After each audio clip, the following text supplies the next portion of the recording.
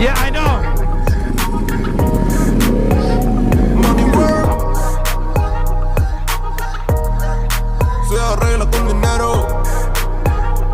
SE Project branding logo, that's on here. Money work. Si me quiero educar, dormir en algún lugar. Really cool. You're also gonna change the kickstand now, guys. Alright, let's take a quick look at the Hopefully I'm all good, guys. I roll over something. Solo un par de gente se lleva el booking entero. Money, money, pasa verdadero. Si tienes lo verde siempre llegará primero. Pero yo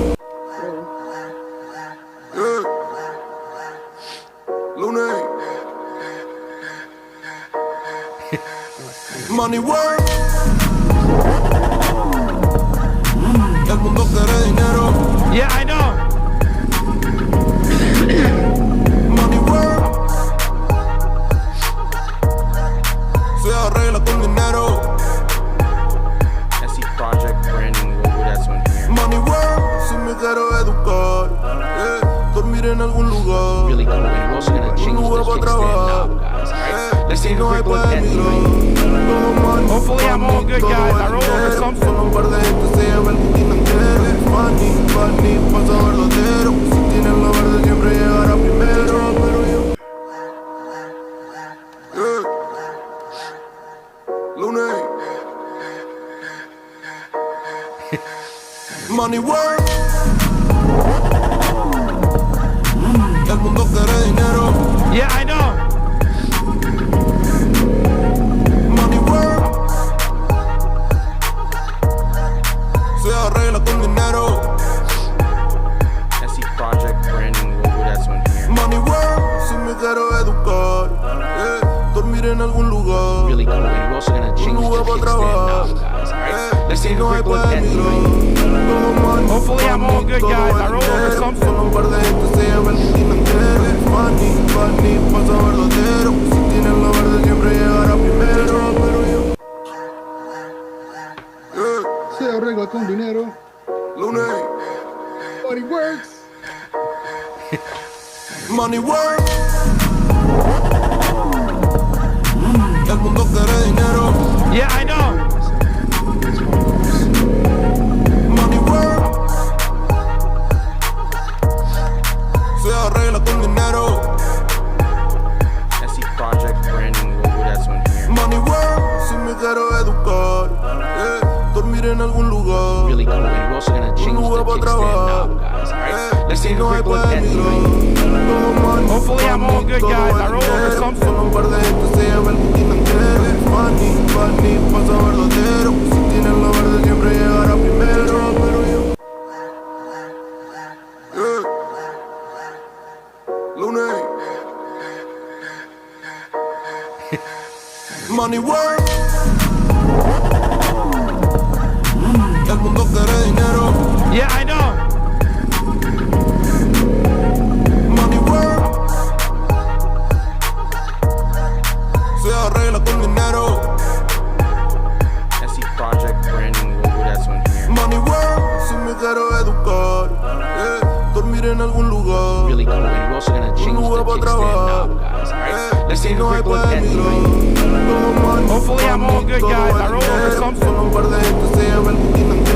Money, money, pasa verdadero. Yo, what's good? Mike is in the building. Welcome to another FreeStyle Sunday podcast, guys. Very excited to be on tonight. We got my boy Sasong in the building. It's gonna be dope. You guys know how it is. A lot has been going on this entire week on the channel. Just so you are aware, let's do a little recap so you guys are aware.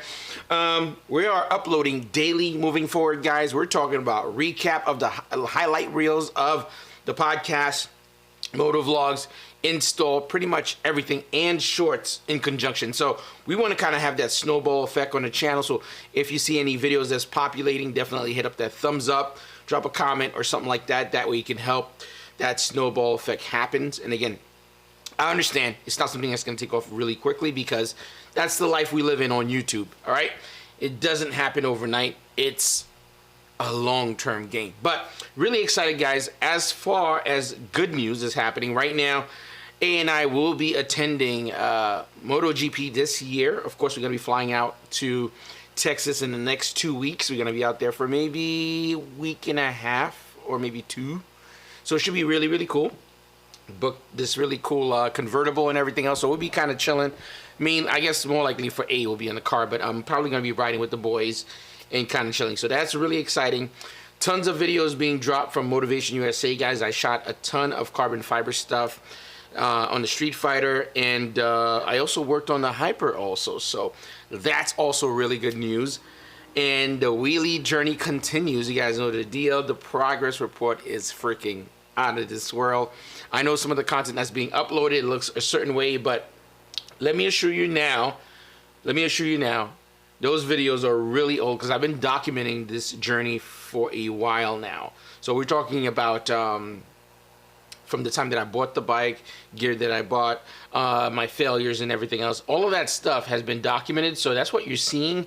So any of the current stuff is pretty much kind of low-key going to be shown a little bit later on. So you're going to see my real progress as to where I am at the moment. So really excited to kind of share that stuff with you guys. And to be honest, I'm just going to tell you guys now, getting into the wheelie game is not as difficult as everyone think it's going to be. I think it's the fear of damaging your bike or getting hurt. Once you get past those two things and you have a bike that you can actually do your practice sessions with, you can do this really, really quickly, guys. I'm doing 2 sessions a week, about like half an hour, sometime 40 minutes, depending on how things are going. But it's definitely doable. I've been documenting everything to the T, taking a lot of notes. I am going to do like a recap of first step, second step, third step, best practices, some of the stuff that I learned. That maybe if you guys are potentially considering, you know, trying it, maybe you can actually do it as well. But let's dive into it, guys. We've been talking for a little bit now. Let's greet everybody that's here for now, and we'll continue greeting everybody as they come on throughout the stream through the night. We always love that. I'm going to say what's up to Solo Rider with the super chat early in the night. Guys, that's always a really good look. Definitely helps quite a bit. Governor D Nice is in the building. What's good? Good bike family. And of course, Sasson is going to be joining us, so he's also watching the chat, so that's a good look. Man, it's a very exciting night, man. We have Futuristic Viper. What's good, bike fam, on this lovely Sunday? Yeah, man, it is a lovely Sunday today. The weather was beautiful, and I got to spend some time out there in the parking lot just practicing. And he actually stopped by and recorded a couple of clips of me, and I reviewed it right then and there.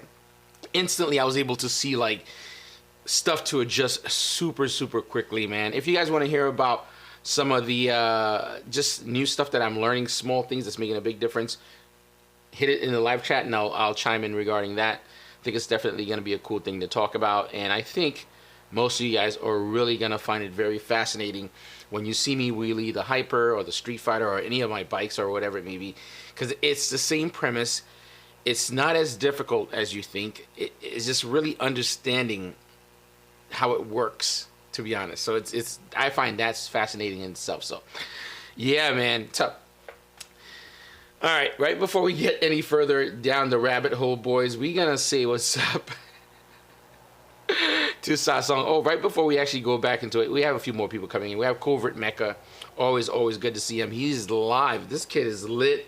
On Instagram, he's posting left and right, to be honest. Probably inspiring me to actually do my daily uploads as well. But I have a whole flow, guys. I have a whole flow. I mean, granted, it's eating up my entire time now between shooting for motivation, editing for motivation, uploading for motivation, shooting for me, editing for me, uploading for me. But the good thing here that's happening, I do have a train ride, about 3-hour train ride from work to the office. I get to use some of that time to edit and kind of cut things down, work on thumbnails or do research and stuff like that. So that's been helping a lot. So very excited. Oh, by the way, the Big Bikes vlogs are coming, guys, in the next 2 weeks. Well, no, in the next 2 weeks I'm going to be in Texas. But I guess when I come back, we're going to start seeing the big bikes again. I solve the whole problem of parking when I go to work. I have some great news. I think I mentioned it before. I could park my bike in the building without a problem, so that's really dope. It's going to be safe and it's going to be free. All the parking spots were $1,000 a month for me to store the bike, so that's cool. Not only I'm storing the bike, it's going to cost me $0 and it's going to be safe, so that's really dope. YZF, I don't know, that's a long name, man. YZF FR6 Frankie. Oh, YZF Frankie. That's what it is. Hey, Sasson. What's good, man? If you're new here, I've never seen your name before, definitely hit that subscribe button. By the way, all of you guys that are tuned in, hit that thumbs up for me and my boy Sasson. All right. All right, let's bring him on. All right. Let's see here. There we go. What's good, brother? What's goody, fam? Back on the channel. You here? You already know. You already know. What's good? We have a lot to cover tonight, man. You got to tell me what's going on, man. What is going on with the bike scene in Florida? We'll start off with that. I want to know about that new meetup that you guys did. It was between you, Solo Rider, Tua Twanzi. Who else was out there? I think Covert Mecca was out there, and he's a wild boy, man. All of his clip, he's like going like light speed. So... Nah, he ain't that fast. Oh my God. So that means he's faster than you, son. That's what he's trying to say. He's already up on his bullshit early in the night. That's crazy. Jesus Christ. Yeah, that's what he does. Oh my God. I love him though. You gotta love him because in person he's like, he sounds exactly the same as you would hear him on the actual vlogs. Mm-hmm. And like when you meet him, like I thought he was much shorter. And I'm just looking at this man like, God damn, you tall. Shit. But he has like this laid back thing about him. Like he can be angry, upset. It doesn't matter. The tone stays exactly the same. He's like, yo, what's good, bro? I don't give a shit what these people think, bro. Like that's him. Just chill. Just very chill. Just have somebody needs to get this man in the NBA, man. This tall man. What are you doing riding motorcycles, man? You be dunking on people and shit. He really is fast, though. I'm not going to lie. He is fast. I can tell. Yeah. I can tell. Yeah. I've seen his clips, but, your boy's old now, so I can't be keeping up with these speed boys anymore, you know? You're younger than me, and I can keep up with them. I'm just bullshitting, man. So I do my speed shit I do my speed stuff solo. You know me. I'm like, I don't even record it. You know, I don't dry snitch or nothing like that. I go a little local area by me, and I ride and go back home. For videos, though, I do it a little bit different. Just in case, I don't know if have you seen the most recent news article? I'm going to pull it up while I hear your thoughts on it, about the group of bikers who got arrested for road racing. Yeah. Did you hear about that? Miami? I don't know if it was Miami. It wasn't a different town. You know what? Let me pull that up. By the way, if you guys are tuned in on the live chat, if you heard about the group that got arrested for road racing, it was an entire team of people. I think it was a total of 7 people. You didn't hear about this? Shoot, I think I heard about it, but I don't know the extent of it. I might have, but I really wasn't paying attention. Dang, I was hoping you were in the know regarding the whole thing. Now we could kind of fill in, because I don't know the details or anything like that. But I'm just curious as to what happened and how do you incriminate someone? Because the whole ordeal is this no face, no case kind of thing. I think that's what it's supposed to be. But that didn't seem to be the case. That basically it's no face, no case. A lot of people, especially here in Florida, they ride without a license plate. Mm-hmm. So you already know that's a runner right off the bat. You already know what that person is all about when they're riding around with no license plate.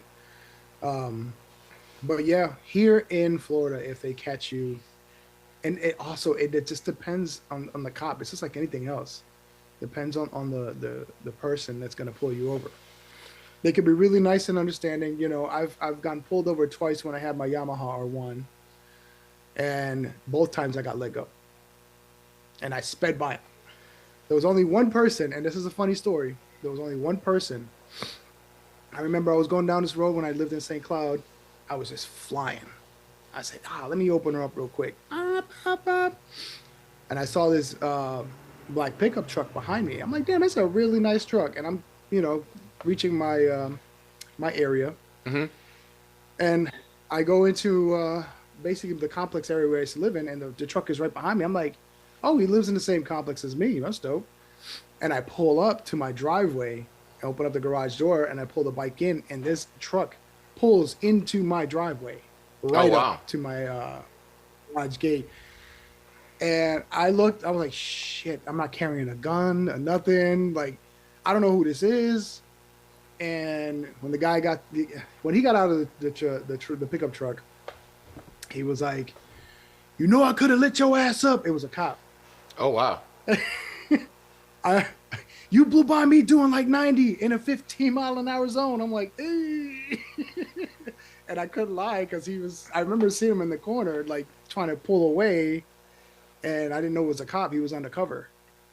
But my saving grace on that one is that this cop was my friend. Oh, so you knew the guy. Come on, man. Yeah, but he could have still been a dick and just pulled me over. He says it too. He's like, He's I'll not pull you over gonna- being a friend. He's not gonna do So- that. Come on. I mean, his wife says he will. He don't give a fuck.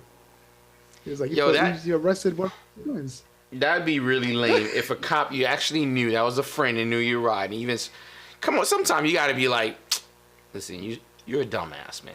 Listen, you're lucky we know one another. This is why nothing's happening. But come on, that's some cold, like we're not really friends. You know what I'm kind gonna of thing. say? What? You know what I'm gonna say? I'm gonna be like, no hablo inglés. We in Mexico. Oh my God, Jesus Christ. So, how do you call it? Covert mention here. 6 guys got arrested. Yeah, 6 people got arrested, caught at a gas station. I guess they were following them, and then they caught them at the gas station. I guess that's probably why. It wasn't like I don't know. I mean, I'll pull up the article, but in between our conversation, I'll probably pull it up so that way I can kind of take a quick look at it. But I was pretty shocked because I thought there was the no face, no case thing. Also, I'm wondering. Wait a minute. Is this something to do with the fact that people are posting up on YouTube and they're watching their videos and they're catching them and arresting them? Is that what it is? Because I saw something like that. I think it's something relating to that. But here, I'm gonna give you the screen real quick. That way you can fully talk while I look it up. I just want to take a quick look. Might as well really check this out because I'm really curious what the deal is. Actually, you know what? Yeah, I'll just put it on me. But I think in a lot of cases, what's happening, they're gonna start cracking down on these situations because I think if you're documenting yourself, right, you're doing certain things on the road. I think that's if they watch your entire set of content, they can identify all the roads. I mean, you're still not seeing you. Technically, it could be someone else on your bike, right? 6 riders arrested. Let's see here.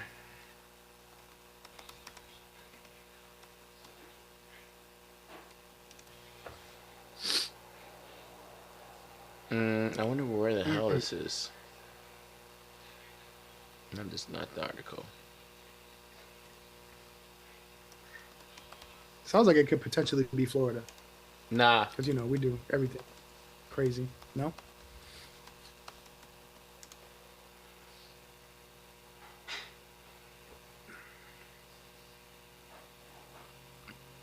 The time frame is not...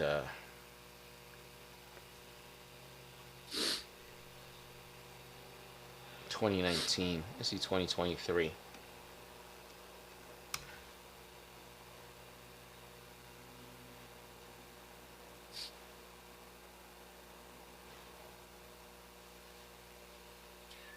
So David, whatever that Roman numeral is. I'm not good with Roman numerals. I'm dumb when it comes to that shit. He says it's outside of Dallas. Outside of Dallas. Okay, let's see here. Dallas.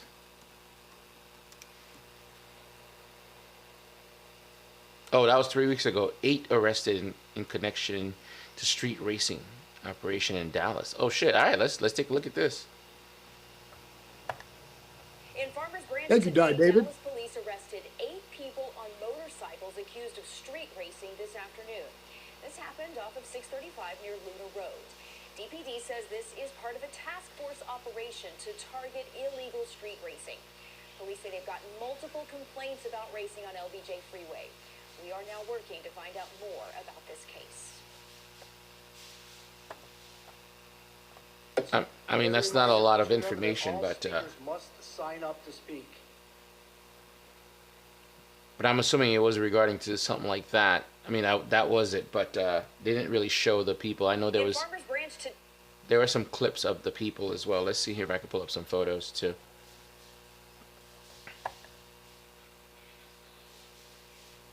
That's pretty wild, though. Huh?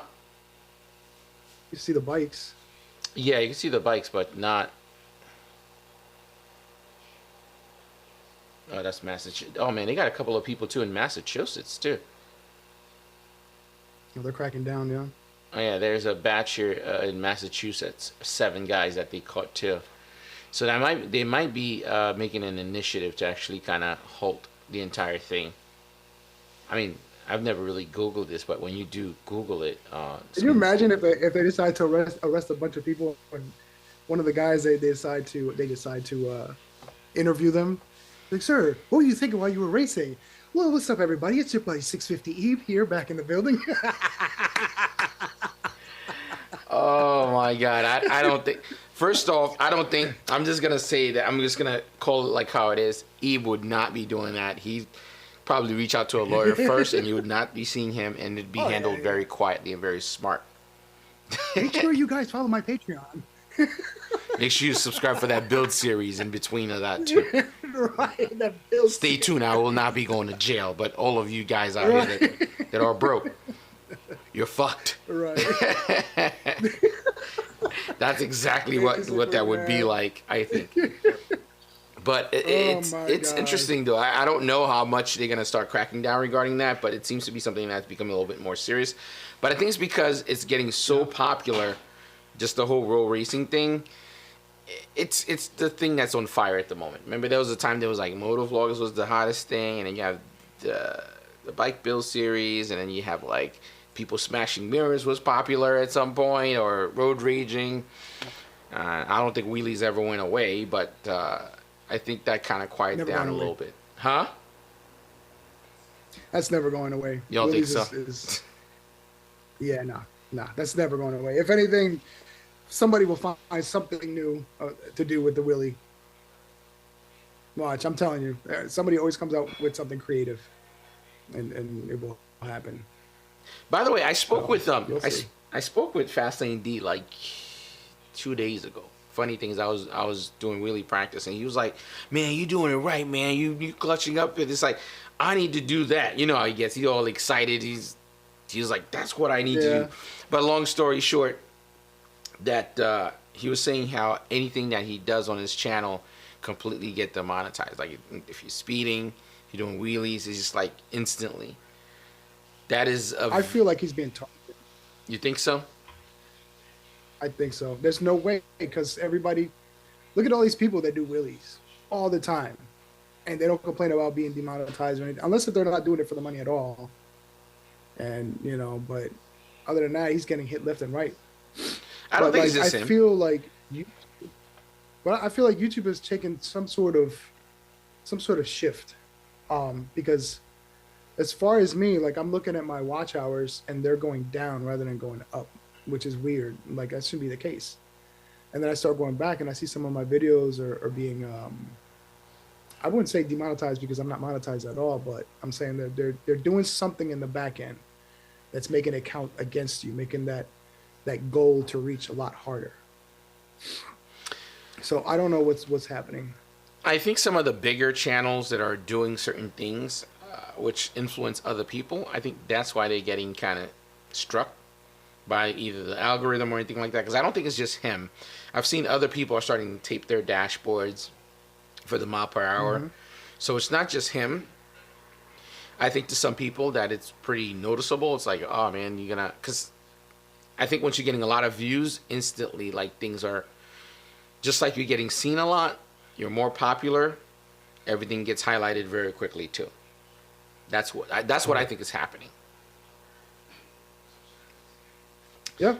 I mean, that could be it. I mean, I don't have the answer for it because I'm so confused on this, but I'm doing well on TikTok though. I tell you that. You need to hop on that. Everybody's saying for me to do TikTok, man. I just don't like the security all you thing. Gotta do is use the same content that you're using for whatever shorts and shoot it over to TikTok. That's all you got to do. I know it's not that I don't want to do a TikTok. The thing is, I just don't want to download the app itself for the security features. That's the only thing, because the disclosure you sign off and the access they have to your personal information on your phone is wild. So even if you're in the service, if you're in the Army and the Navy, you're not allowed to download TikTok because it verifies that whoever connects to your phone or near you or whatever, they could siphon information off that too. That's one of the reasons I don't do it really. But I will be going hard on Instagram once the season start again. I'll probably start pushing over all my shorts from YouTube to Instagram. So that, yeah, I've been that seeing might some get- traction on Instagram, that's been good. Traction is pretty good on IG. So, I mean, the day you decide to download TikTok, just make sure you clear your porn history and you're fine. Nah. They can see the porn that I'm getting. I just don't want nobody to have my personal information. The porn is nothing. YZF Frankie mentioned it, but if you wheelie at a warehouse, is it still illegal if you aren't putting anyone at risk? I think if you're in a safe place like a parking space, I don't think you really could get in trouble for it. The only problem is, let's say if you're practicing in a parking space, you loop and then your bike end up smashing into a car that's in the parking space, you're liable for it. I mean, to be honest, I've practiced doing wheelies in a parking space. A cop has shown up, and my dirt bike is actually illegal. He wasn't upset. He was like, hey, just be careful, really, and stuff like that. And I wasn't in the street, so it wasn't a big deal. He didn't make a big deal about it, but I don't think it. That's cool at least. Huh? That's cool at least, because some cops can be assholes and just try to give you a hard time. Yeah, I mean, he didn't make it a big deal. He was like, hey, man, just don't stay here all day and doing that so nobody complains or anything like that. But I'm assuming it'd be a different situation. Different situation if I was in the street with it, though. So I try not to be in the street to actually ride. Maybe locally, not locally, but inside the cul-de-sac, my area and stuff like that, if I'm shooting a video. But I really try not to, really.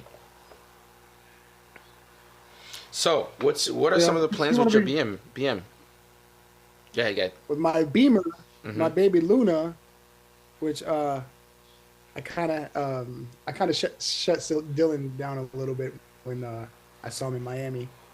He was like, I was like, I got a bone to pick with you. He's like, why is that? I was like, why you got to name your bike Luna? My bike name is Luna. And he looked at me and he goes, but because it goes with the stars and the moon. He gave me some crap, right? And I was like, well, my bike was Luna first, right? And he goes, but your bike ain't black. I'm like, Dylan, what color was my bike when I first got it? Oh yeah. So, me, I like to give people a hard time. But future plans. Right now, I'm planning on getting rid of the carbon look because it looks great. Don't get me wrong. I mean, I bought myself from Monster Fairings, and the pieces that are supposed to be quote unquote carbon, they're not. They're just a carbon fiber look. But I'm replacing them with actual carbon fiber with that honeycomb look. And basically, I don't know if you're able to see it, but I have one of the parts here that I pulled out. Yeah, actually, just pull that up. Let me have you show that.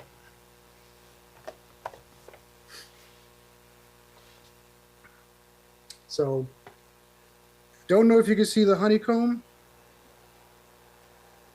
but yeah. I could totally see that, but that's the first time I've ever seen this pattern on the carbon fiber. I think maybe on a car, possibly, but never like that. Yeah, that's really cool. Hold on, rotate it around again.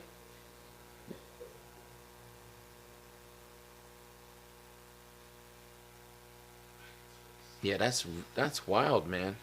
What's the brand of the carbon fiber? Oh, I wasn't gonna say because you're with motivation and all that stuff, so I don't want to. No, you can still talk about what brand it is. So the company is called RPM Carbon, like revs per minute RPM. So where are they located? Oh shit, they're okay. These are the swing arm covers. Dang, that's wild. That's nice too. Yeah, they have two options. So they have the swing arm cover with the hole in here, and the one without it, and I want the one without it.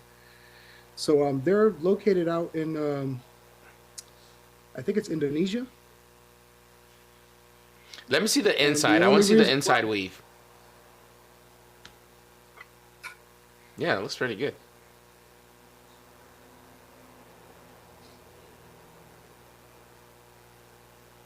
Yeah. So, and I got a whole box full of these things, and I got more coming, and I'm just waiting them out.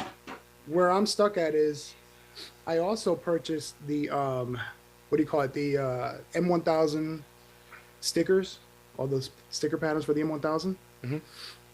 So if you look at that bike, I bought those stickers separately to put it on the bike as well. Now, where I'm kind of lost at is, should I do a full carbon and slap on the stickers, or should I keep, which I absolutely love, and just replace all the carbon fiber look with just the carbon fiber? So it's going to have a lot of carbon fiber. So I feel like I want to leave the gray just to kind of break him up. And then I have the winglets coming too. So the winglets are going to go in also in that same weave. So I feel like this bike is going to look very different, very dope. Wait, so that's the plan with Luna. So, quick question. So the winglets you're getting, is it the newer one or is it different? The newer one. Yeah, you know the new S1000 RR, the 2023 with the. Is it gonna be like that one? Just so I can say, you know, hey Mike, I have a 2023 S1000 RR. Just to piss you off.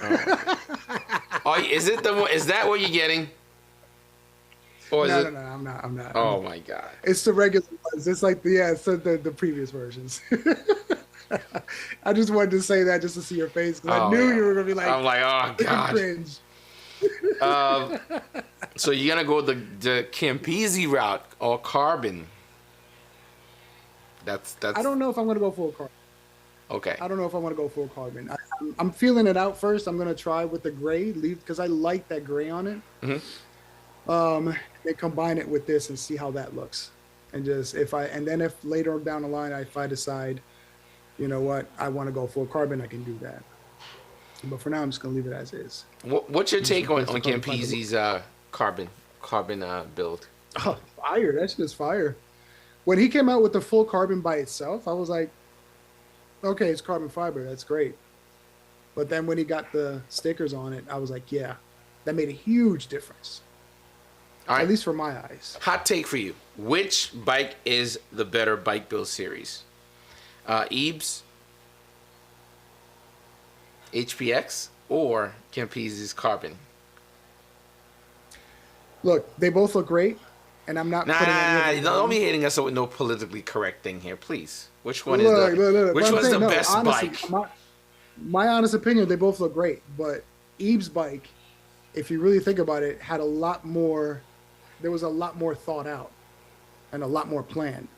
Like that was really strategically done right, because they were like, let's do a brand new HP4. And in my mind, I'm thinking, if BMW doesn't jump on something like this, they're idiots, because look at the attention he's getting on that bike alone. You know, although I wouldn't rock the helmet. I'm not a fan of Rye. Looks like you have an wow. You're not a Rye guy, huh?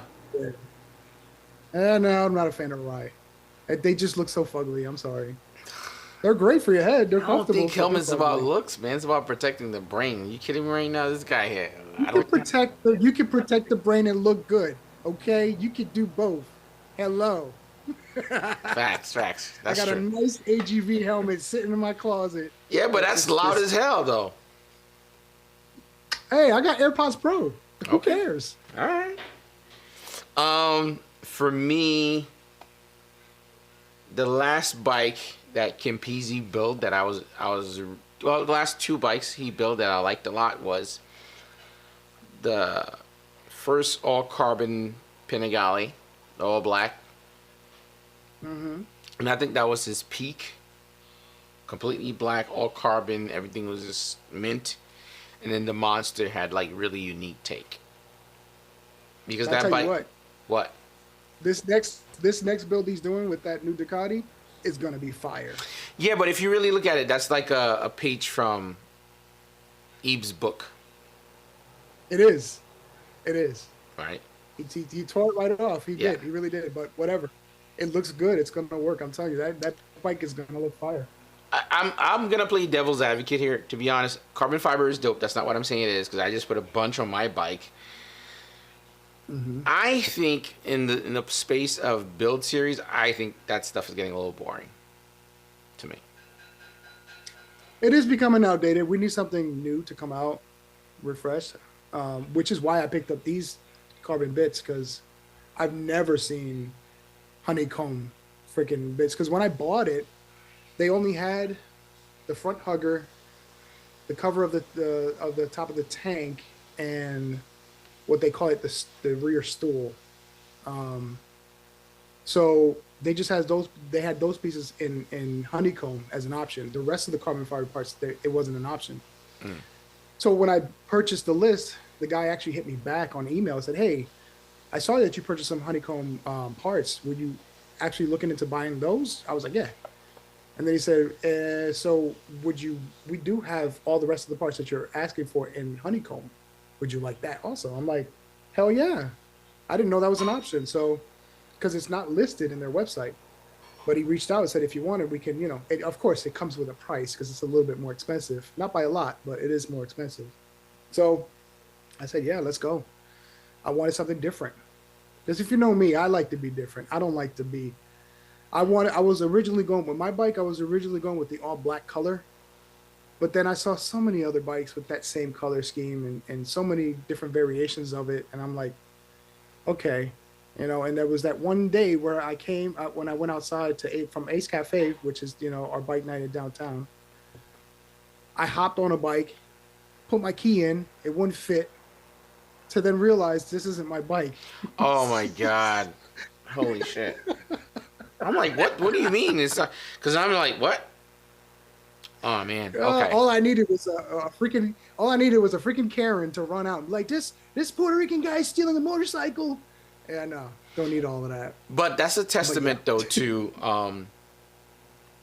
how great the BMW platform is, that so many people are buying it, so many people are joining the whole BMW movement, because the bikes are amazing, to be honest.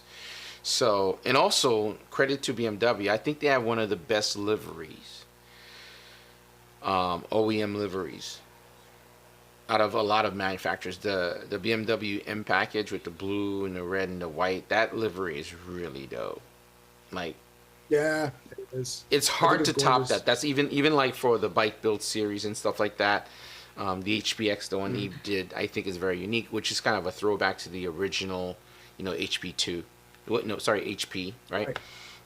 But outside of that, it's hard to get a BMW to make it look better than what BMW did.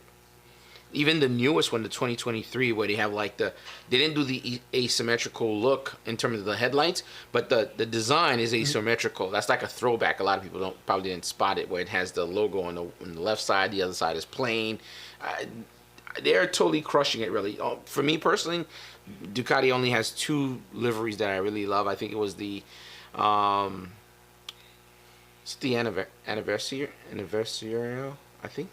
No. I would have to pull up the two bikes, but they did two colorways recently. One was like red, the original Italian colors, and then they did that main one. I think when they first did the 2018 Panigale, it was like 40 grand. That was the big jump to the new V4 platform. That new colorway was so dope. As it was white, red, and a little bit of a silver almost. That was a really cool look also. I don't remember that one. Really? I'm gonna pull that up. I'm gonna pull that up, so you guys gonna have to see that. 2018. Yeah, I think it's 2018. Too many of those. Nah, I was at the dealership, and I saw one.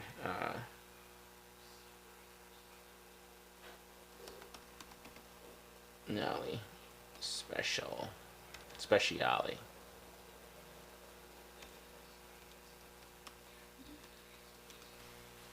Ghetto Drone says, let's talk about the 23 BMW S1000R.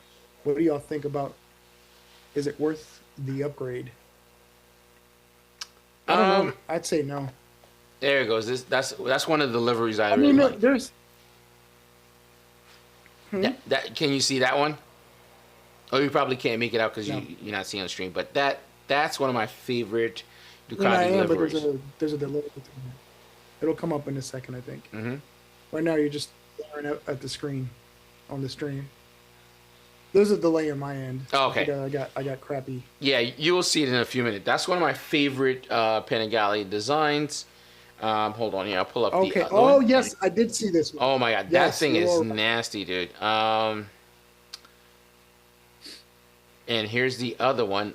This is my all-time favorite Ducati, I think. Oh, that came in a dry clutch? Let's see if I could pull this one up It here. looks like a dry clutch. I think it is a dry clutch. Well, you can always upgrade all of them to like a dry clutch. You know, you could always change the basket in it. So.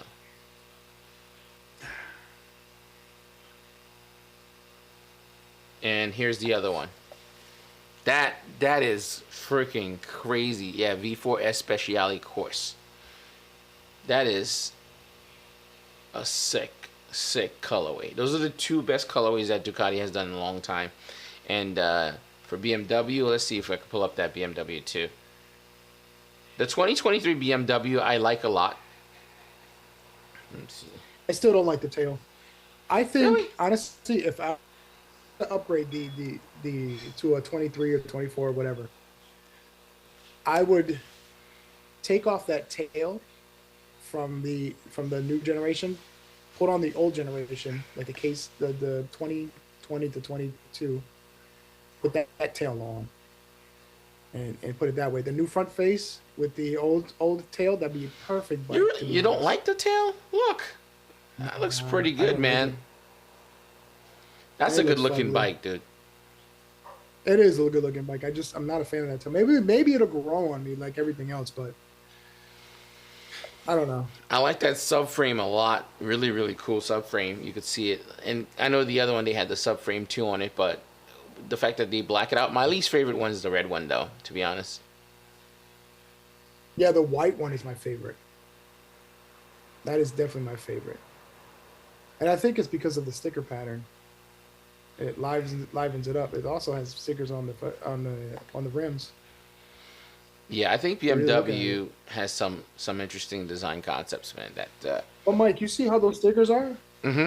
Those are the stickers I kind of got for my bike. So the M1, kind of like the M1000, Mm-hmm.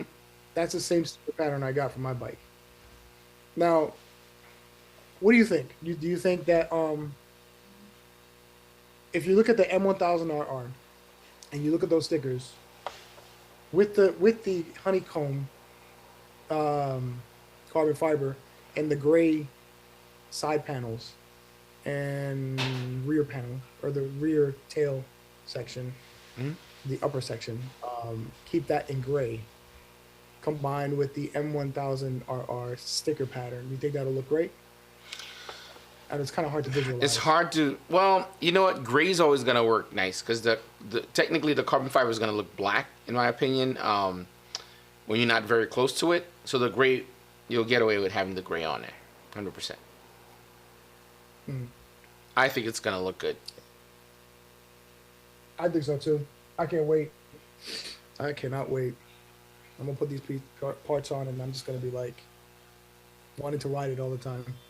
Even though I haven't ridden it since I rode with like Tubo Twanzi, Solo Rider, Cobra Mecha. Who else was with the group? Dark Maverick was also with us. I don't know also who's got a new Dark bike. Maverick. I've never. Is he on social media? He's chatting? he's up in North Carolina. He's Antoine's. He's up in North Carolina with not Covert Mecha, with Tubo Twanzi. Mhm. They both came down from up there. He had I can't remember what bike he had. It's an upright bike. It's oh my gosh, It's a Yamaha. I'm blanking out on the, but it's more of an upright bike, like a European bike. Oh. And he recently purchased a GSXR 600, which looks really nice. It's in white. So, yeah, we were all ripping the streets. It was pretty dope to meet up with everybody. It was my first time actually meeting Solo Rider in person, which was pretty dope. So yeah, we ran out everywhere. That's cool, man. Went to grab bread. And then there was Daytona Bike Week. That was crazy. That was insane. We had our own designated parking area where you know, the bikers had to pay. We had to end up paying for parking. It's like $5 a head. But it's funny because, not funny, but it was crazy. It was really hot out, and we were rolling like probably 90 plus bikes deep. Like, it was a ton of us. Like, it was one meetup. There was like 40 of us, and then we went to a different spot to meet up with some more riders, and then after that we went straight to Daytona. And right there was just a sea of bikes. That's all you saw was bikes. Oh, it was Daytona Bike Week, right? Yeah, and then you had this thing. I've never seen this before, but the majority of the women out there had nothing up top but like either a piece of tape or something covering a nipple. Other than that, boobs were everywhere. So that was enjoyable. Well, we have to thank feminism for that. That's a W. I'll take it. What? What's wrong with that? That's a W, man. I'm a feminist, dude. Listen, I say sleep with as many guys you want. Show all the guys everything. So what? You like us? Do it. See, I'm a feminist, man. Yeah, just do it. Let all of us hit. Facts, bro. Facts. Let all of us hit, man. We're supporting you. We're equal. Everything's the same. So feel free to. Facts. What? Yes, sir. No, they didn't need to. I'm such a nice guy, right? Ain't I a nice guy? Come on. Terrible. Oh man. Die David mentioned here. Mike will get a 2022 S1000, but you know he's going to put the 200. Where you see that at? He said, I'm going to get a BMW S1000 RR and put the 2023 fairing on it. Nah, absolutely not. You know I'm not doing that, man. I don't play those games, man. Either you get the new or you don't have the new, in my opinion. That's a crazy pet peeve of mine. A lot of people in New York are doing that with they buy 2018. I know I mentioned this before, 2018 Panigale, and then they buy the winglets and they put the wing. I'm like, what the fuck? What is this, man? Yeah. Oh. It's confusing. They spent thousands of dollars less than you did. It's not that, man. It's just I don't like that flow at all, man. I don't like that coffee. But here's the thing. I'm gonna be one to say about the new S1000RR. People are saying that the vibration has been smoothed out on the newer bikes. Because I remember hopping on this bike and the vibration on this bike is incredibly insane. Really? Everything, every bolt gets unscrewed. Like I remember one day I'm like just riding somewhere and then this side was loose. I'm like, why is this loose? Like the control side, everything, that whole piece was loose, and I couldn't figure out. I'm looking everywhere, and then this one guy that used to be a YouTuber until he went down. That was another guy that left YouTube because he crashed his brand new Yamaha R1M and he got scared and sold every bike he had, which was an R1M and a Panigale V4S. Wait a minute. Wait. Before you even go to that, who is that guy? I want to know about. That was he went by Ape Rider, but I think he changed his username now. Ape Rider. So he crashed. Was he hurt? Not badly, just bruised and road rash. He had gear. He was wearing gear, so he was good. But was he riding with a group or was he riding solo? Solo, but he high-sided the R1M. He had a 2023 R1M actually. Matter of fact, he was one that he lives here in Florida, but northern Florida. He went to some motorcycle shop where Dylan's current Ducati V4S or SP, that bike was sitting on the showroom floor before he purchased it. So he was there before Dylan bought it. So he went back to that same. No, go ahead. He went back to that same shop, and he was recording again. It was like, oh, there's Dylan's old bike.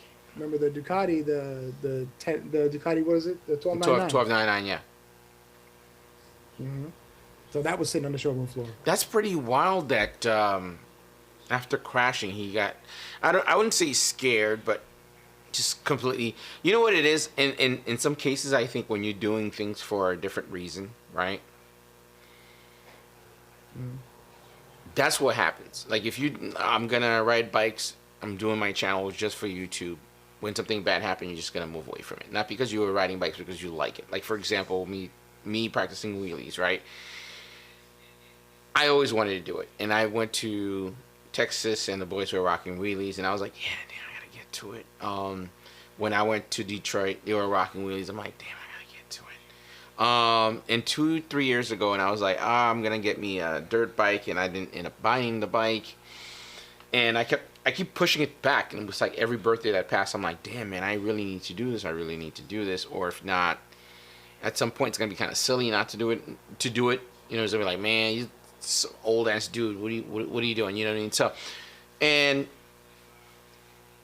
I've fallen, right? I fell 3 times doing it, and they weren't as bad. Granted, I kind of set myself up. I knew I was gonna fall, but I did set myself up knowing that's gonna happen. So I was wearing really high boots. I was wearing, you know, pants with like armor in it, jacket, everything.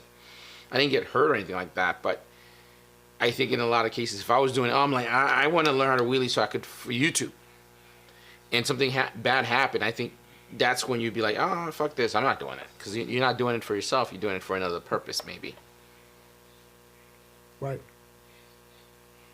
But I find it interesting that he left over that, and he sold all of his bikes. Wow. Yeah, he had prior to that, he had the S1000R, and he said, he kept telling me, sell that shit, man. I got 10,000 miles on it, and he bought a 2022 S1000RR in that gray color, the same one that Dragon S Moto has, that same skin. And he sold that bike because he said that he was going nuts about everything breaking on it. He had a bunch of issues with it. Like, I'm still knocking on wood that mine is still good.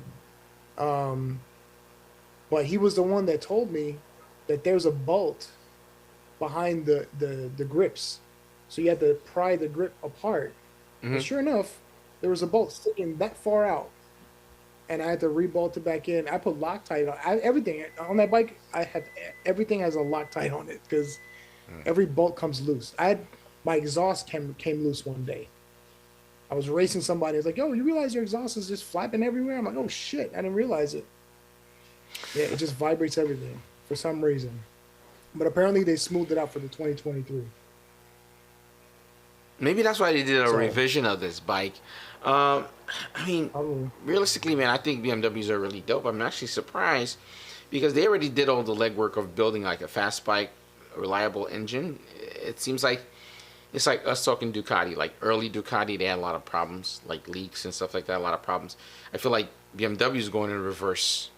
Like they were fine-tuned in the beginning, it was great, and then now it's like now they have being plagued with problems. Maybe they didn't do enough R&D before they started moving the new bikes because they were getting left behind, to be honest. BMW started out a trend like being a really great bike. I think they slowly started getting left behind with the other brands. So maybe they rushed because Rev Mira's bike is completely jacked now. It's like done. She messaged me.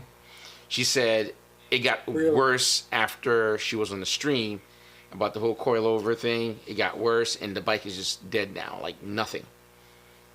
She doesn't have a bike right now. So is it back in the shop, or did she finally do the? I think they're trying to work out a deal where they give her another bike because it blew again. I think her engine blew again. The new one. God damn. Yeah. That woman's got some luck. And the worst part about it is she prettied it up. She made it into like black and purple. So it fit her style. So now she got to start from scratch all over again and put a new bike. Well, the question is, will she buy another BMW? Like, that's a tough one. I think it's a really dope brand. I most likely she probably will. But I think outside of you and another YouTuber that does roll racing also, I don't think he has any issues with his bike. But it's kind of weird that you mentioned about the whole bolt thing. I never heard that before neither. But we're thinking about the same person? We're probably talking about the same person. Probably. Okay. So I saw that bike in person. No rear brakes, which is kind of scary to me. I'm used to, even though like 90% of your stopping power is a front tire anyways. But I actually sat down and explained to him, and I think it kind of gave him the idea of to do a review on the stuff that he does on the bike. It's a lot of little details, hence why that bike is so freaking fast. But it was great chatting with him. Like it was good just to kind of vibe and just kind of talk about what he's done to that bike. And but the his different bike is aspects clean of though. There's no why, issues. no, he's had issues. He's had issues. He had to take it in for a coil problem also. His did it. And I remember when that happened because I was asking on Facebook. There's like a forum for people with the S1Ks, and I asked about that specific question, and he hopped on. It was like, yeah, mine is in the shop currently, getting that fixed. But once I got fixed, and you're good to go. But he had the same issue. But after that, no problems. I wonder if there's like a national recall for it, because if it's happening to enough people, the BMW should do it. That way prevent the issue. Because, I mean, having them. But here's the thing. I get mixed information. Like it's either hit or miss. Like there was somebody on your stream, I think a few streams ago, that came on. He said he was a mechanic. I know you probably remember that. He was a mechanic for BMW. And I was reading his stream or the chat box, and he was saying that he thinks it's that the coils are getting some sort of moisture in them.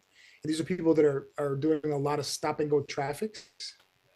Like they hit a lot of traffic, or maybe very cold temperature areas where it just gets cold and hot, and then that moisture gets in the coils and it ruins them or something. Because it is hit or miss. I've seen bikes and people say I had no issues. Like if you've seen Dylan's last video, that last meetup, there was an S1K that was lowered and stretched. I talked to that guy and he said, I was like, you've had any issues with this guy? Oh yeah. He's like, yeah, I already took it in for coils and I have it lowered. And right now, the belly pan is leaking oil because I hit a bump. I'm like, well, that's not an that's issue. why I won't lower my bike.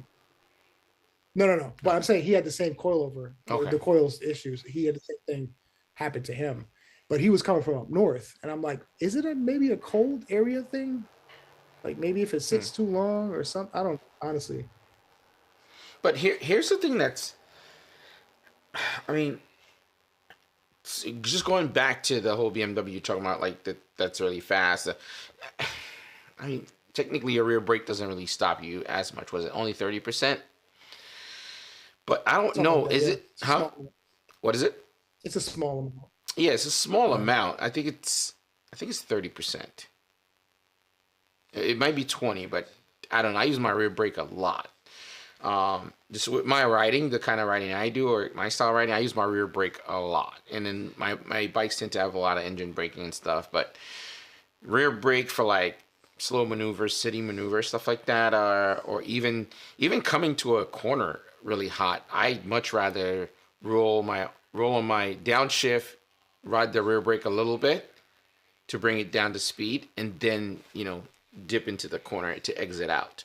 I always find that a lot better for me. I would never remove these parts for. Yeah. I think it's because since I came from dirt bike riding originally as a kid, that rear brake was much more used on a dirt bike, and then that same style got converted over to street riding. But the way because I took the classes, something that when I was up in New York with my ex-wife at the time, we took the classes, and there was a lot of things that they said to me, the instructor said to me, that just stuck with me the whole time. Like whenever you're coming to a stop, make sure your bike is like this and use the front, because that your disc brakes are in the front, that's their stopping power. You hit as hard as you can, and once you start leaning, that's when you start letting go. And then you start relying a bit more on the back brakes. So I kind of, I guess, created that habit when I ride. So I mean, I modulate both. Yeah. I still use both brakes, but it's just The majority of my stopping power is in those front brakes, because that's where the power is at. That's where all Yeah. the weight is at too. So I agree. Yeah, man, it is wild that BMW is encountering those small issues. I think I don't know. I don't think Eve has gotten any issues regarding stuff like that. At least, how are you gonna have issues when you got like 30 bikes? yeah, if you're not riding it enough, right, for you 10,000. to see. Yeah. And if he does, he's got Zach the master mechanic, and I'm pretty sure he fixes it in the back end without telling anybody if he does have any issues. I don't think you Or do I that. think Zach might catch it. I think Zach might catch it before Eve does, Well, because remember he test rides this too. but I wonder what happened when that happens. There's something specific that you start feeling on the bike. I mean, it's kind of hard to say. I'm speaking from the outside of everything. I'm just hearing some of the information and stuff. I'm curious to see what happened. Because I saw Mirror's bike when, well, I think the engine blew when it was smoking. That's a whole different story. But I'm just curious to see what happened.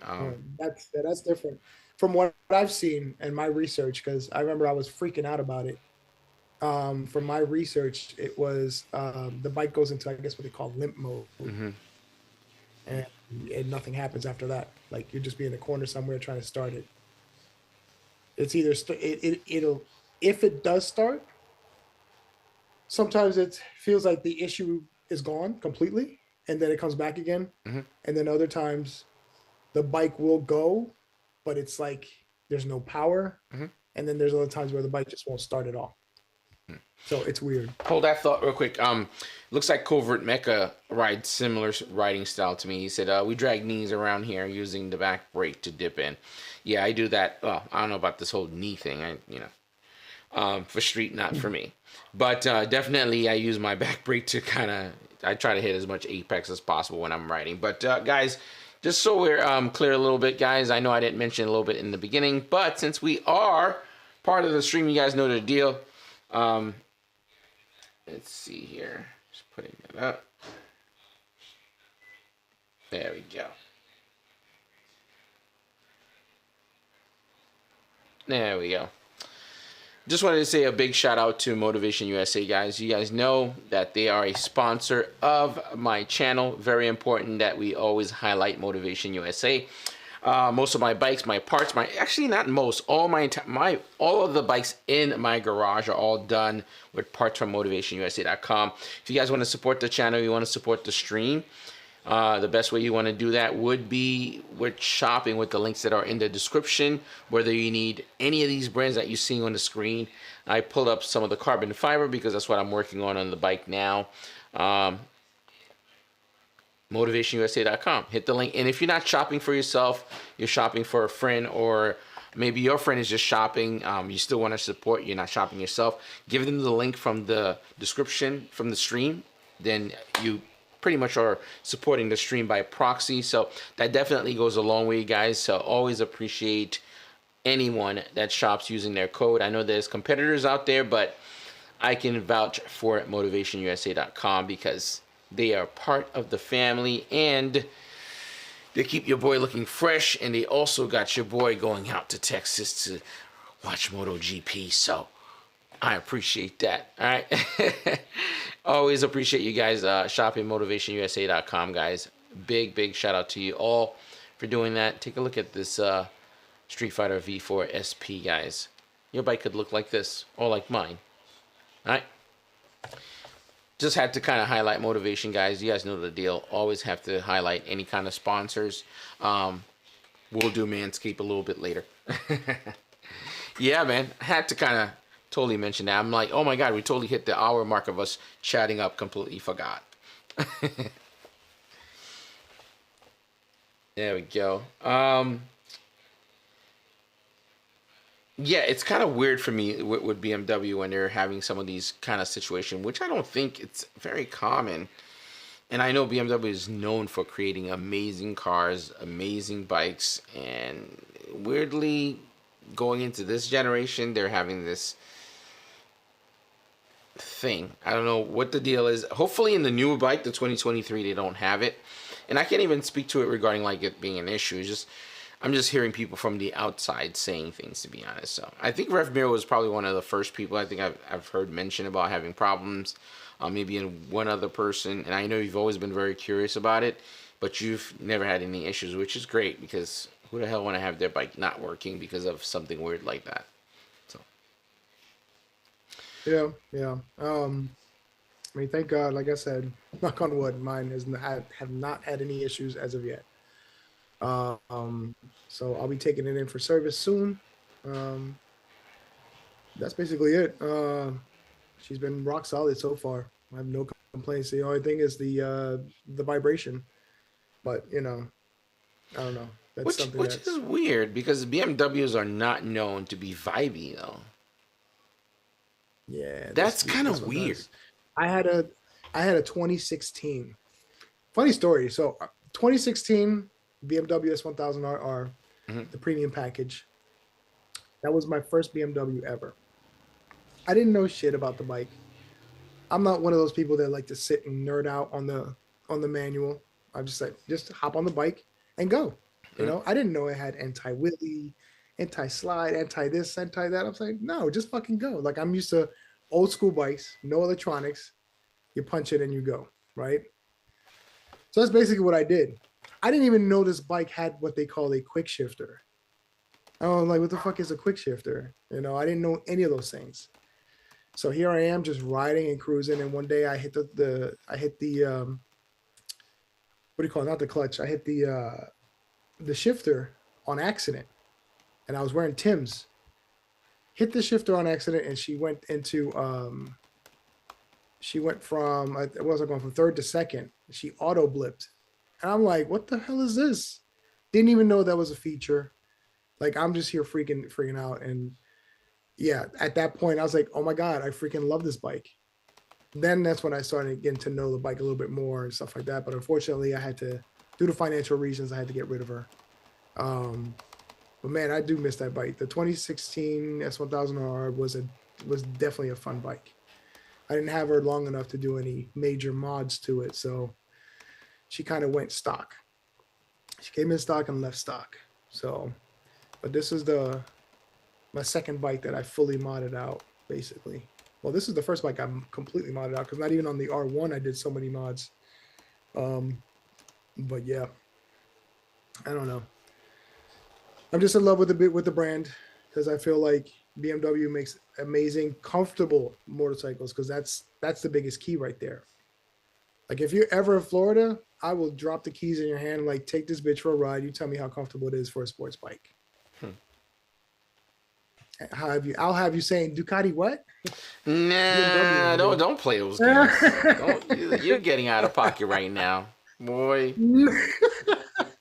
This guy here getting out of pocket. I've mentioned it before. I like BMW. I like the ride. I like the way it is, but I'm telling you now, there is no other feeling than the Ducati. The ride. I've ridden one. Nope. The ride, the sound, and even the ethos. When you pull up somewhere, people see it. It's a triple threat, man. It's like all of the above. In the same space, the older bikes definitely suffered from heat issues. Not like overheating, but like they do run hot if you're riding them daily. But the new V4 engines, I think they in a new area, like, with the rear cylinders turning off, those bikes are just like a good pasta. I don't know. I don't know. Let me tell you, my experience with the 22 Ducati V4S when I rode it, definitely a head turner. That's one thing I'm gonna say. Definitely a head turner. And everywhere I went, I smelled like fried chicken because that engine was so fucking hot. I felt like I was being broiled. You're in Miami though. It's like 90 degrees, or your bike's gonna be running really hot. To be honest, sir, this was on a 70. This was on a 70-degree day. That was pretty. To be fair, I think we have to be fair in this one. And I'm not gonna be like, nah, Ducati's not hot. They are hot bikes. They're race bikes. To be fair, a very good friend of mine, he has pretty much all of the 1000cc bikes. He doesn't really do content and stuff like that, but he has all the bikes and stuff. He mentioned something very important to me. He said it's a 1000cc motorcycle. It doesn't matter which brand or make or model you buy, they all are gonna be hot. And if you notice from what he told me, which he's 100% right, he said each one of those bikes distribute the heat a little bit differently. You know, some of them is gonna be in your ankle. Some of them is gonna be more towards your shin. Ducati's gonna be more up to your thigh because of the way the engines lay out. But they all run hot. It's just the way the heat is distributed based on the engine for 1000. And he could speak to it. And at first I was like, I don't know, man. But he was like, I have every single one of those bikes and I ride them as often as possible. I can tell you they're all hot, just different. The heat get dispersed differently in different areas. You know, he was mentioning in his BMW, if he's riding all day, he has to put his foot out for his ankle, not to just like roast or wear really high boots. So they all run hot, to be honest. They all have a lot of heat coming from them. That must have been with the one with the asymmetrical lights. So because that bike, yes, he's absolutely 100% correct. I remember having to put my left foot out in the air because it was just distribute. For some reason, the heat would distribute right on my left foot, and I would have to like put my foot all the way out just to, because it'd be too hot, and I'd be wearing boots, and I'm like, damn, this shit is going right straight through the boot. Yeah. So but, look, even Chacon Jeremy said it. Read it. The 23 tail is too small, and its angle too high. Looks cheap. That part. I don't know about the whole, the cheap part maybe is a whole different story. You guys could be 100% right on that one, but I do like a pointy. I like the profile, the point down profile a little bit. Also, I was actually watching a video on, I can't remember what channel it was. They had the 22 and the 2023 sitting right next to each other. Now let's say these are the two tails, right? 22 goes a little bit more than the newer one. The newer one sits a little bit this way, so it's kind of weird. I like that the back end sits a little higher. Plus, the back end on the previous model has it's like a kind of like a W where the tail is. I think that looks dope, and they took that away and kind of rounded it off, so it does look cheap. That I did like though. He did like almost a W. I remember that. That was pretty cool. Also, I think BMW also tried doing something very interesting with the rear tail light being able to pull off. They had the turn signals with it. I'm not a big fan of that because once you remove that, most OEM did not find a good solution for that. So you either have the NRC or New Age Cycle, and New Age Cycle one, which is like the 80s bar kind of thing like that, which I'm not a really big fan of as well. And I've gotten a lot of feedback where people saying that over a period of time it dies or one side dies. Really? I don't know. I got TST Industries. I love those. They're different, and I get many compliments on those. You ever seen the TST Industries? Is it the triple lights? Yep. Okay, you know who I've seen that from? Motornosity has that on his BMW. He was the first one I've seen. I think he took it off. Oh, he took it off. Yeah, he had it, and then he took it off and did something else, and then he sold the bike. He sold the bike? The R1. He sold the BMW? Yeah, he'd been sold it. Oh, well, he disappeared off YouTube. Ago. Yeah, he did. Yep. It's been months. Probably like maybe a year. Carbon on it. Yeah, he put all carbon on it. He put a bunch of parts on it, and then flash tuned it stage 1, then stage 2, and then he sold it. It was weird. So what does he have now? I'm curious. He got a. He still has the dirt bike. The R1. No, he has the R1. I thought I was going to say the R1M, but no, he has R1 and the R7. He's a Yamaha fan all the way. I don't think the R7 was his. I don't think that was his bike. I feel like he bought it. I feel like he bought it off the showroom floor, and then started doing mods on it, and then fell off the channel. I don't know what happened. He completely disappeared. I'm so curious. Like, I've seen this happen with so many people with successful channels that are doing really well. that was making a living off YouTube, and they just disappeared. He was one of them. Yeah. Who was it again? I think, what's his name? Oh my God, I'm totally drawing a blank. He used to wear the helmet with the whole Master Chief looking. I have no idea who that is. Oh man, what's this dude's name? YouTuber also? He's a YouTuber. He's big. He's like almost 500,000 followers. He stopped doing YouTube. I think he works for Amazon now. Every now and then he uploads videos. What's his name? Huh? No, Yummy R6 left. He had a big following. Yummy R6 became a cop. All right, he was doing well. He was doing so well that he bought a Lotus sports car, and then he just faded off, and then he became a cop and never went back. 6'4" Honda disappeared also. He was doing extremely well. He was doing so well, he bought a Camaro, bought a house and all that stuff, and then he just disappeared. Who's the other guy out of Canada? That sounds familiar. He wasn't Motonocity's friend, was he? Who? Yeah, they're all friends. They're all friends. What's this dude's name? He wrote a Honda. Did he write a CBR 1000? No. No, 6'4" Honda disappeared also. He was doing very well. Motonocity disappeared also. What's his name? He was out of Canada. He does a lot of those videos, observation. Very snarky guy. Snowcat disappeared also. He was approaching 1 million. He completely disappeared. Walterific. There we go.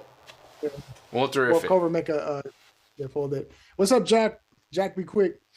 It's funny. You want to hear something funny about Jack? YouTube takes a lot. Knowing that he has a YouTube channel and everything. Who? I did see you, Jack. I just didn't approach you because you were busy talking. I was like, I don't want to just jump in and be rude and obnoxious. He's a cool guy. He's a cool guy. I met him also while I was at. He was a dope guy, very down to earth. I like him. But Jack, be quick. It's funny because I saw him on a chiropractor YouTube channel. A chiropractor YouTube channel? Yeah, it was weird. I was like just watching it because I was into like watching. For some reason, I got into that mix for a little bit, and then going through all kinds of bike YouTube channels, I saw him, and I'm like, why does he look familiar? And then how YouTube gives you suggestions. That video popped up again, and I was like, that man looks familiar. And yeah, there it was. I was like, oh shit, it's Jack Be Quick. I was like, all right, that's what's up. Yo, I'm gonna say this right. I'm gonna say this right now. Go ahead. You finish. Sorry. I apologize. No. He's laughing because he knows he's seen it. Yo, low key.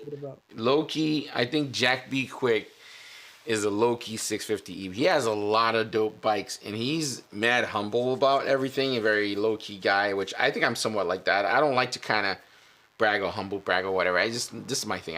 Just not my thing. He has a dope stable of bikes too. Very low key guy. Not a lot of people know what's up, but he has a slew of really dope bikes, expensive bikes, and they are all very well maintained. Carbon wheels. He has a dope lineup. He's super low key, but he has a dope lineup of bikes. Not a lot of people say it or talk about it, but he's another one too that's doing well. And I think it's always dope seeing other people doing well. His channel was the one that was helping me out with the with my Brent tuning when I was tuning on my S1K. I was watching his channel specifically.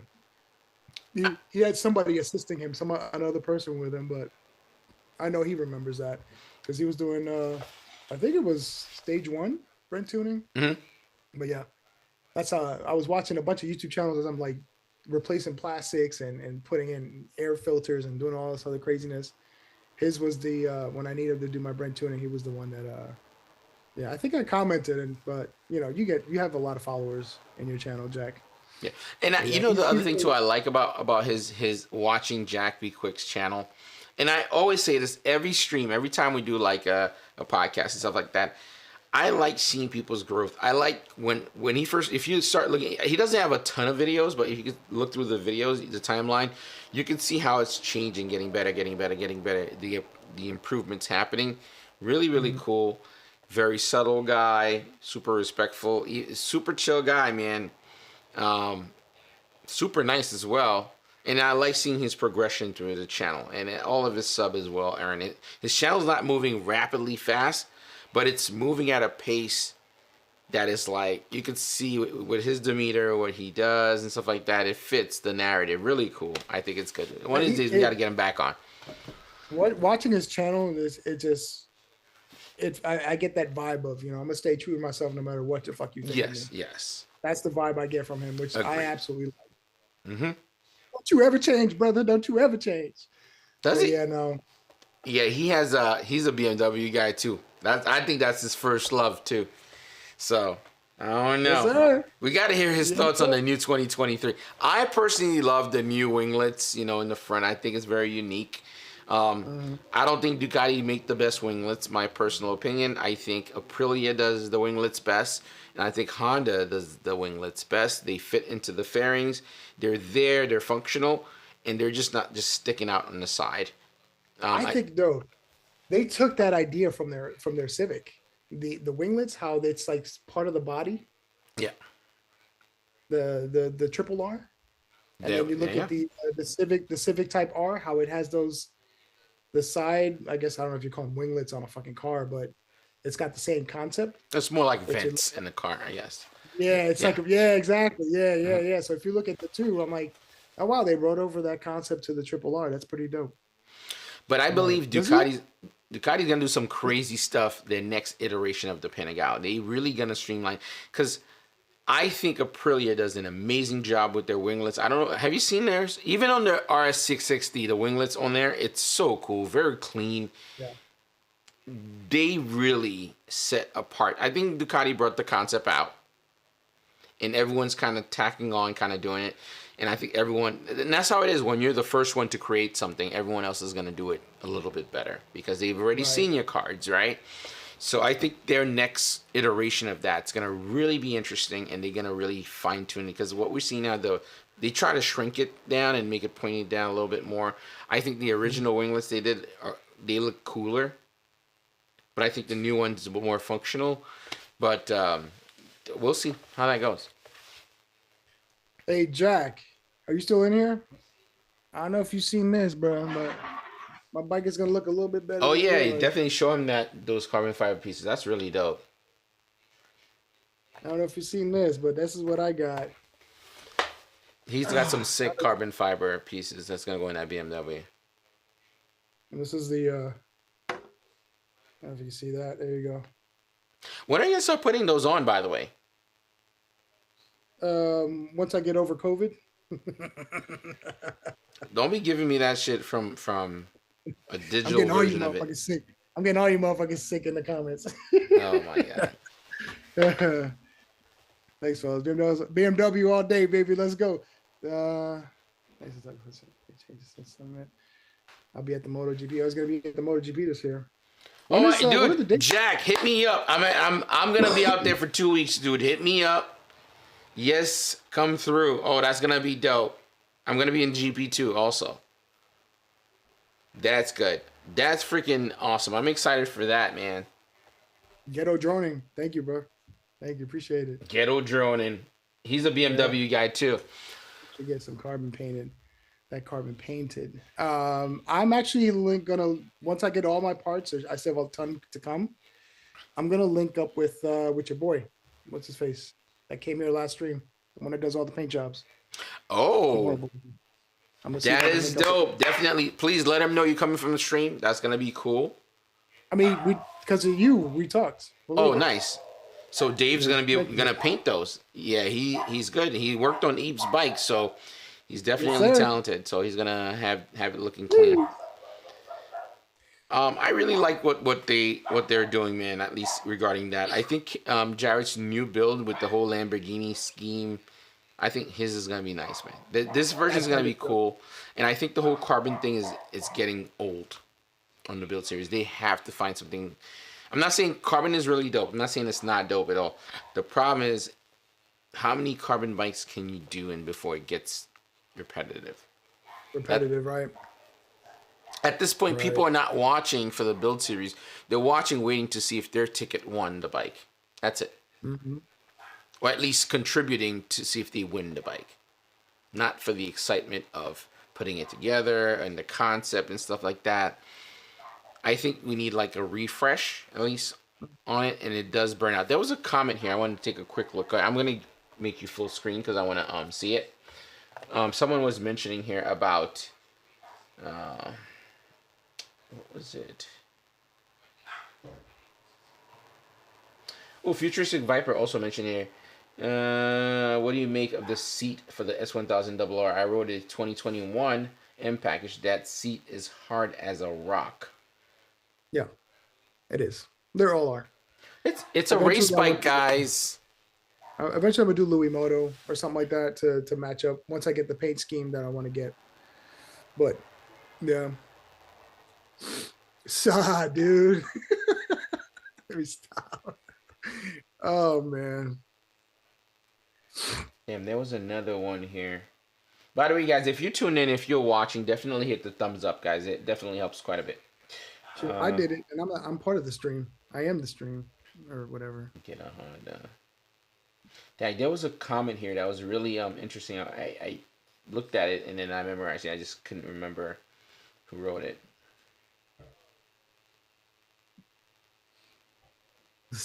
Dude. Yeah, the Carbon Honeycomb is fire. Yes, sir. Yes, sir. I can't wait, man. I can't wait. Right now, depending on what's going on with the crib, I'm waiting on the whole house thing. That's crazy. I told you I pulled out of that contract, right? No, you didn't say that to me. Yeah, I pulled out of that contract. So I got full refund. So they just needed the death certificate. Dude, why didn't you just keep your house and then just ask them to compensate you for the issue? Just at least keep, because everything's gonna be delayed, no matter what you do. Well, I'm looking into houses that are already built, and there's a ton of beautiful houses out here that are not moving. They're sitting, not being sold. So my options are there. So now I have more buying power. Like, I can say, look, I need you to knock off 10 grand for this or whatever. Well, is it a buying market? I think for selling, you're good. I don't know if it's good to buy in it. I don't know. With everything that's happening with the banks and everything it is because else. you can negotiate. It is in a way because you can still negotiate the price. You could always walk away if you don't like the price.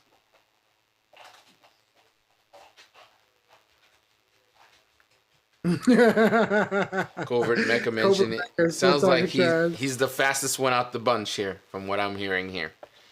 Nah, he's not. But I'm gonna give him at launch. He has launch right there, because at 1,000 it takes forever to to get once you release that clutch, it's game over. But yeah, many times this is like we're at the light and boom, he takes off like a rocket. But then I just whoop, I get him. But yeah, I'll give him that. His launch is on point. I got it. I got you, homie.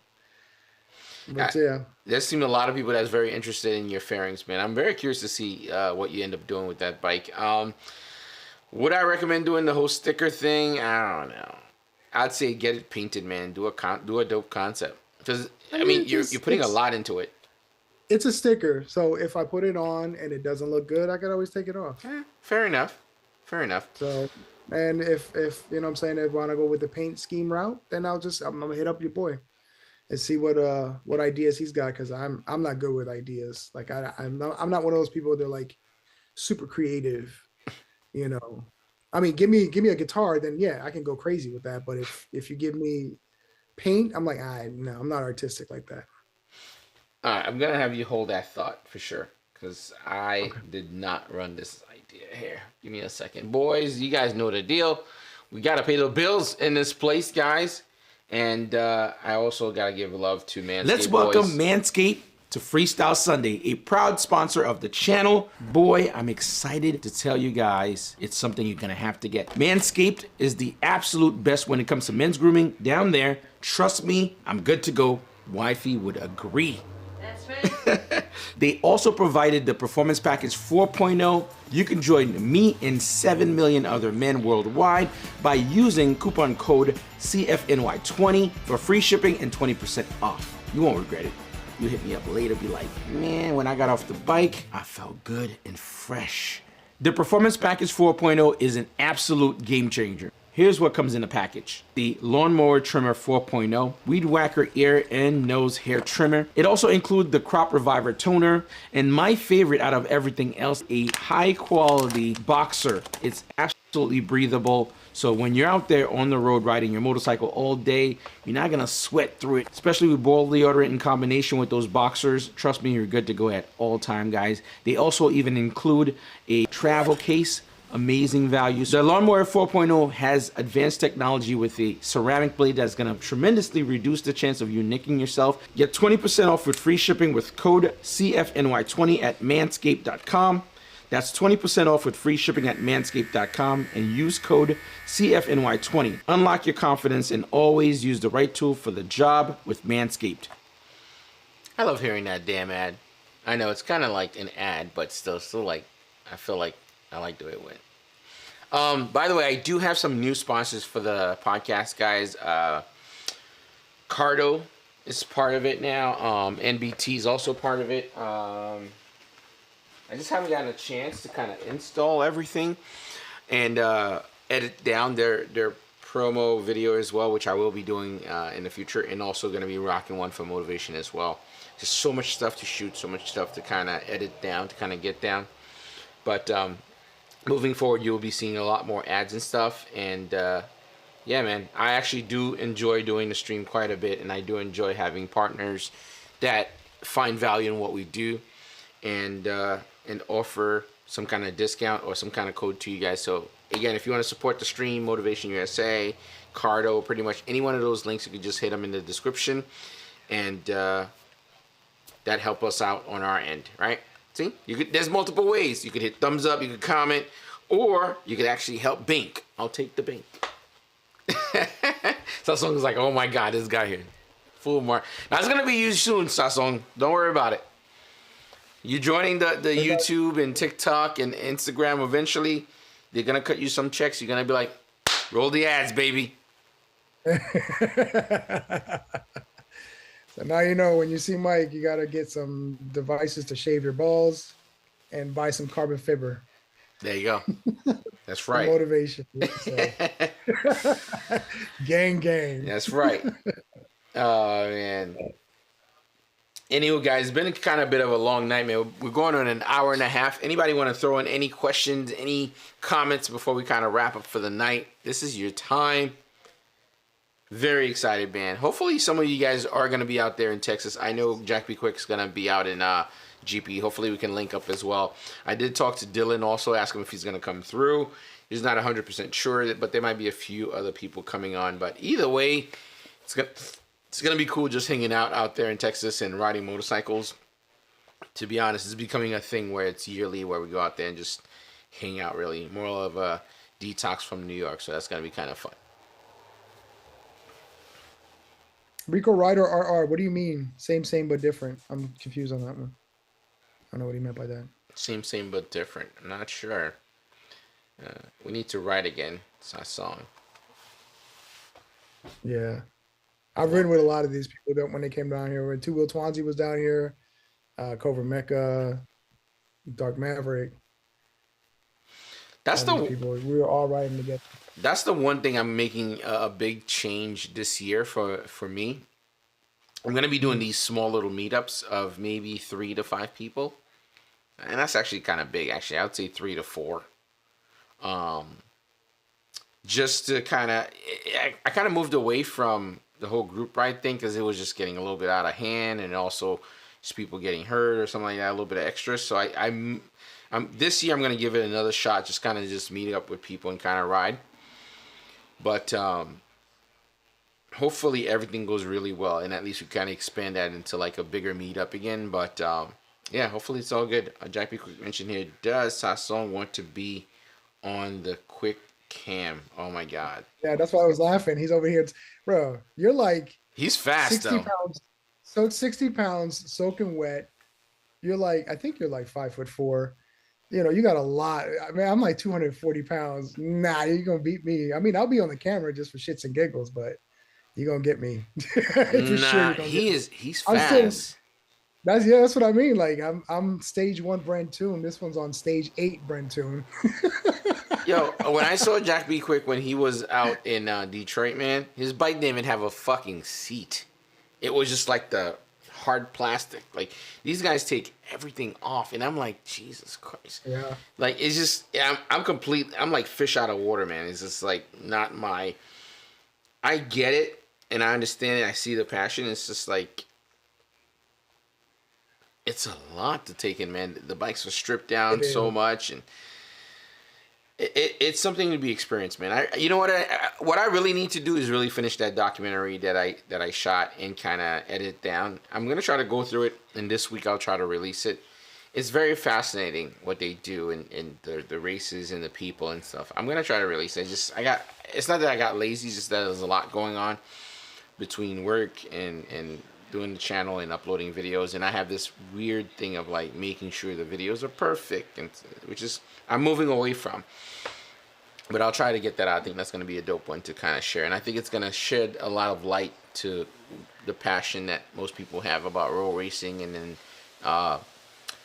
customizing the bikes and stuff. I'm telling you, bro, like you were saying that do group rides, smaller group rides. It's perfect. And the thing is, like, what's crazy is that like I've been pushing a lot of IG reels. There's just so much more entertaining and so much easier to deal with. And the Insta360, let me just tell you, it's a freaking game changer. Like, had I had this thing a lot longer, I would have been. It's just so much easier. Like, you can choose the angles. You can do wide, or you can do on that same footage. But you can't do on the GoPro. You have to turn your GoPro sideways if you want it this way, or you know, it'll be YouTube or Reels. Yeah. So, let me just say, but now I'm coming up with the whole, like, it was a pain in the ass in the beginning, but now I'm starting to get used to it. Where I'm doing now the dual. I don't know if you see my recent videos, but I'm doing dual vlogs now.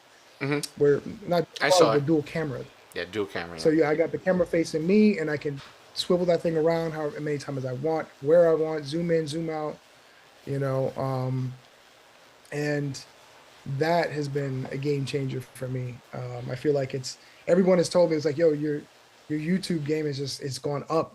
Like, it looks better, whatever you did, you know. Of course, you know, the new jacket and the new boots and all that stuff, that all came into play.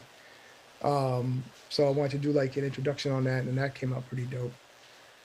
But yeah, I mean, like, smaller group rides has been a thing. Like, when I was riding out, a lot of times when I ride with the guys, when I do ride, you know, it's a regular ride. But when there's a chemistry between Covert Mecca, Two-Wheel Twansy, especially me and Two-Wheel Twansy, we act a fool. We're like 10-year-olds on bikes because we do stupid shit. I don't know if that's a good thing or a bad thing when you say it that way. It's good. It's good for content. Let's just put it that way. It's good for content. Okay, because we had people laughing when we were headed to Daytona. We had people laughing. Okay, and doing like dances and stuff like that. Like, the chemistry is there for the camera. It's freaking dope. Me, Cobra Mecha, and we have Dark Maverick also. That they came with us. Psycho Vibes is also another one that's really cool. He put out some funny ass content when we're all like, you know, together. And I feel like if you find a core group of people that you can really click with and do a nice ride and just kind of talk shit, and you can capture great moments like that. And that's basically the direction that I'm kind of taking with that. So now that I have the truck, what I'm trying to do is go up to my next trip is to go up to Georgia. So we're gonna hit up Solar Rider's spot. If he's still down, I don't know if that's changed. We haven't communicated anything. But go to Atlanta and do a ride out there for a little bit. That's the original plan. So I don't know if that's changed or not, but I have to get with Tuo Twanzi, Cobra Mecca. I know Cobra Mecca's down to ride wherever. As long as he can push the bike, he'll make it. Yeah, man. I think for me, I definitely need the group ride. I mean, I probably might have to. I mean, in the sense of you saying it's good for you for content, it's hard for me to get into that space. I feel like when I'm writing, and if I'm writing with people, I'm writing really. We're just having a good time, and I try to not to mix the whole YouTube things up too much. I mean, the whole group ride is really for just us to ride, just to kind of vibe out, whatever, not for content, but because I like to separate them, and I feel like eventually, if I go that route, it's like I'm doing content with people. One, I might delay people, I might check cameras and all that stuff, which I've done in the past, and I'm like, I'm not doing it anymore. If I'm shooting, I'm shooting. If I'm riding with people, I'm just riding. I try to really separate the two from, it's like business and pleasure. I'm like, maybe I probably shouldn't. Maybe it's different for you because you do this a lot more frequently than I do. Yeah. So it's different for you. It's when you turn on that camera, it feels like work, where you just want to liberate that mind. Whereas as for me, it's like I turn on that camera and the little kid comes out like, "Yippee, let's go!" You know, that's just me. That little kid comes out real quick. Yeah. So I mean, I get it, but it's good to have a little group ride and if you have an Insta 360. I can capture moments. You can use those as Instagram reels. Yeah.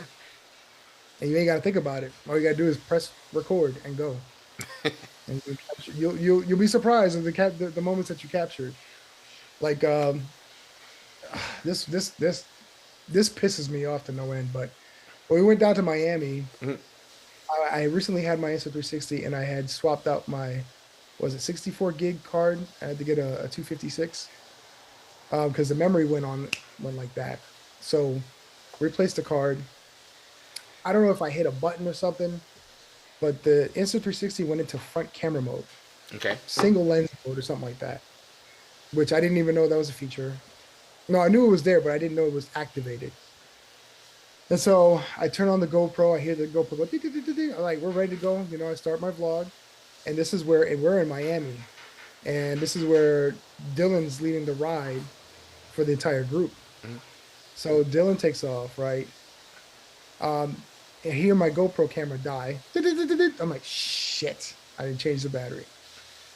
Then, of course, we get our first little pull, get to a light, and immediately, if you know what the screen looks like on the BMW, there's a huge, massive screen that says low gas. I'm like, fuck, damn it. Wow. So I pull up to right where Dylan is, and I point towards the tank, and I'm like, hey. He's like, oh, you need gas? I'm like, yeah, can we stop somewhere? He's like, okay. And just left me. Me and Covert Mecca. Yeah. Oh, you need gas? I'll catch you later. Right. Me and Covert Mecca. He left both of us behind. Yo. The entire group just... The golden rule is whenever you're riding with groups, before you meet up with him, fill up your tank first. And every stop, you fill up your tank. That's my rule. It's like, fill up my tank before meeting everyone. Fill up my tank if we stop. Just top it off. Even if we stop, just top it off. Just because people will be running sometimes that you're not expecting. You don't want to be the guy with the low tank or something like that. So you want to be on the go. So I never and ever... First things first, I'm just going to close the show on this one. My rule of thumb, gas up before you meet up everyone, top off if they're topping off. Even if you just did the gas maybe like 30 minutes ago, top off.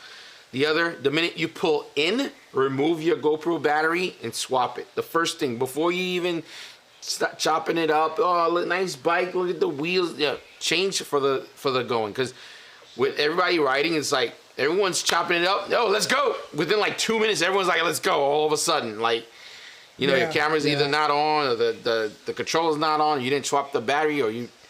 So now I do those things very, very first, and I never miss a beat anymore if that's the case. But yeah. Anywho, guys, quick heads up. Definitely give Sasong a follow. It was really dope chatting with him tonight. He's also on YouTube. Same thing, Sasong Moto. Give him a subscription. He is definitely kind of pulling ranks also on YouTube. So all across social media. Also, always appreciate you guys shopping with the links in the description. Again, I always repeat that. That's how you want to support the channel and show love, or definitely you want to hit the thumbs up. If your friend's shopping, you could always hit that link as well. Let them support in that manner by proxy. And we'll catch you guys next Sunday, man. Got some dope guests coming on as well. And I'm trying to plan something cool for MotoGP while I'm out there. See if we could do something specific for the stream. So stay tuned. Very excited. Anything you want to close out before we go, Sasson? Yeah, just remember to follow me on all platforms, which is Instagram, YouTube, all Sasamoto. Also on TikTok. And also don't forget Sasamoto on OnlyFans coming soon. Oh my God, dude. Jesus Christ, man. This guy's selling his butthole now for a change. Jesus. Gotta make that shmoney, bro. Oh my God. We'll catch, on that note, guys, we'll catch you next Sunday. Peace.